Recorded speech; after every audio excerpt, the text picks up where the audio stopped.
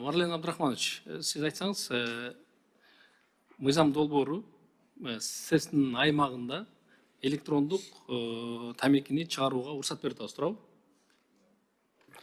Биз сөздүн ичинде ошол табачный изделие деп коет, произведенный предприятиями деп жазып атабыз. Ал жерде буга чейин жөн эле жазылып калган. Биз тактап квалификацияларын чыгарып койдук да.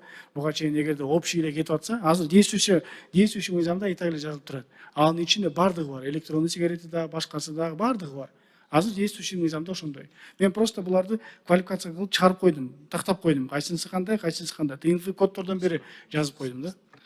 Марлен Абдрахманович, анда айтсаңыз, бул жерден цестен өндүрүлгөн, ушул сиз айтып аткан табачный изделияларды биз сыртка гана сата алабыз, туурабы? Биз Кыргызстандын аймагында сатпайбыз, туурабы? Жок, только сыртка. Демек, биздин жарандарыбыз колдонбойт. Жок, колдонбойт.